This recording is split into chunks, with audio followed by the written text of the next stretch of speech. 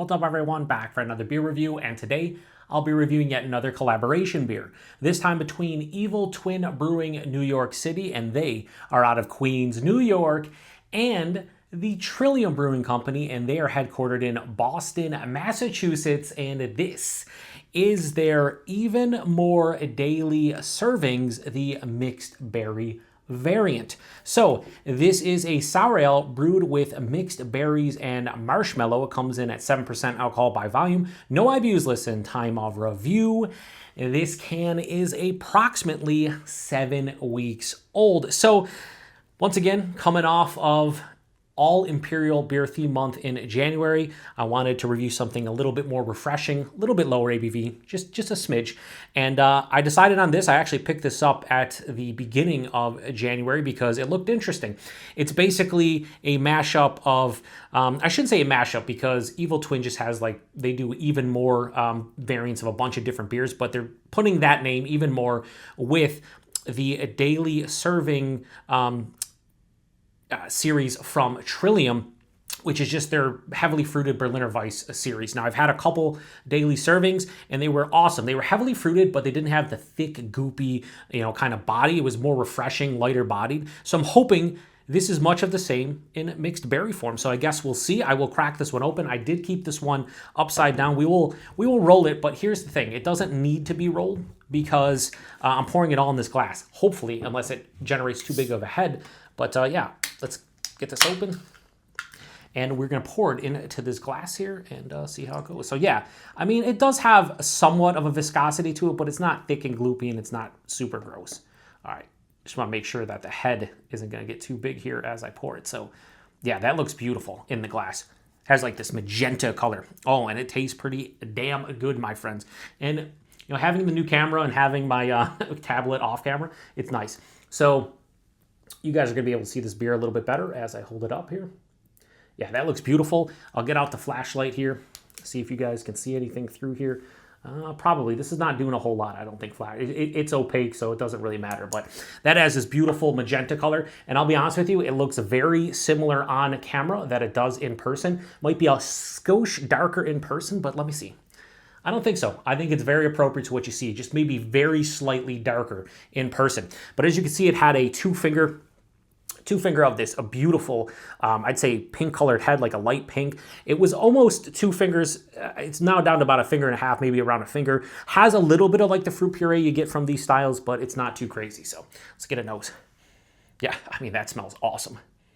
Picture a mixed berry yogurt. That's kind of the aroma here. You get a little bit of that, base sour. A lot of people will compare sours to yogurt because, basically yogurt's very similar and how it's fermented and whatnot. And, you get that same feeling with a base like kettle sour, more mixed fermentation, but kettle sour, Berliner Weiss goes or something like that. You get that like yogurty feel. This is mixed berry. I'm getting more raspberry than anything, maybe a touch of blueberry. What do they actually have? So they have a picture of it.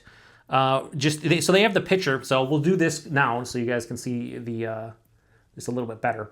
But as you can see, they have a picture of daily servings from Trillium, and it looks like it says mixed berry, but it looks raspberries. I want to say blueberries, maybe strawberries, and perhaps cherries. I don't know, but it really smells raspberry and blueberry dominant in the nose. And then there is this nice kind of vanilla sweetness. Has to be the marshmallow. They don't say lactose, and usually they mention lactose. It smells like it's going to have a nice firm tartness, maybe until low sourness. It's not all that complex. It's mixed berries with a big vanilla kick. Smells sweet, but it's going to be sour, I'd imagine. Again, you can't smell sweetness. I always say that. It's making my mouth water, though, just smelling it. It's wild. Let's get into it. Cheers, everyone.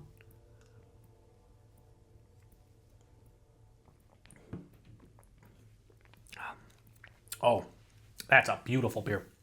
That's a beautiful beer. Oh my God, is it sour? Maybe it's because I've only had a couple sours in the past month and a half.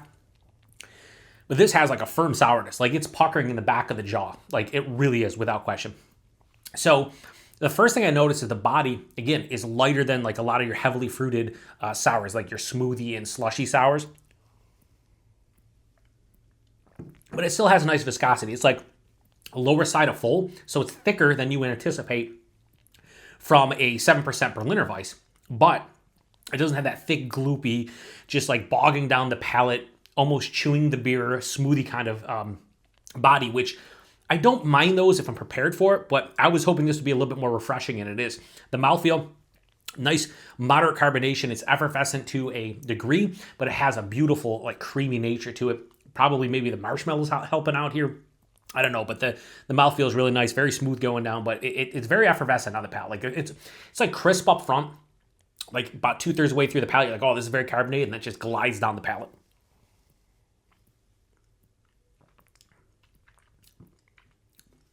The taste is very simplistic, but well executed up front. In order for me, raspberries.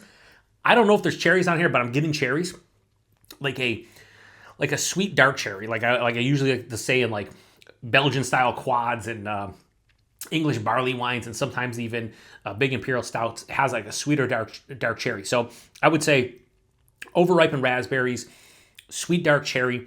There's like an underripened kind of like blueberry kind of tartness, I feel, or like a seedy kind of berry component. And this is all first half of the palate. As it passes through, the marshmallow hits, or in this case, it's more vanilla than marshmallow, and it turns into like a berries and cream, which is right in my wheelhouse of what I want out of something like this. Berries and cream all day. First half of the palate is sweet berry, sweet vanilla, marshmallow.